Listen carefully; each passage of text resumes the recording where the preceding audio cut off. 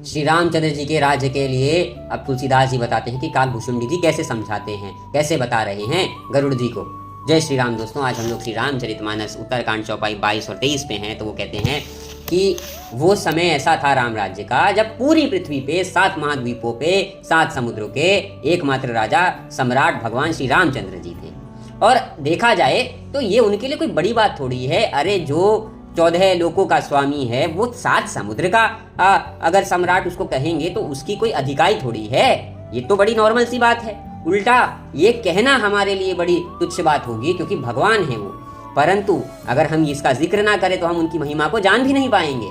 तो ये कहना भी जरूरी है और जो उनको जान पाता है उसके लिए तो ये उनकी लीला का ही एक हिस्सा बन जाता है। क्योंकि पराकाष्ठा जो थी वो क्रॉस हो जाती थी। ना जानवर से लड़ता था खाने के लिए, सिंह और हाथी एक साथ रहा करते थे।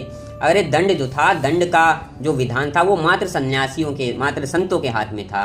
भेद का जो विधान था वो मात्र नृत्य करने वाले, संगीत करने वाले लोगों के हाथ में था, क्योंकि सुर ताल भेद उसके कोऑर्डिनेशन में यूज होता था। परंतु वैसे तो कोई किसी से भेद करता नहीं था। ऐसे ही दंड करने लायक कोई कर्म ही नहीं करता था। तो दंड को मात्र संतों के और जो सन्यासी लोग होते हैं जो उनके हाथ में कई बार होता है चलते वक्त, उसके साथ कंपेयर करके उसको कहा जाता था। जीत शब्द जो था उसका सिर्फ इतना सा अर्थ रह गया था कि लोगों के मनों को जीता जाए, उनको प्रसन्न किया जाए। इसके अलावा उसका कोई अर्थ नहीं बचा था।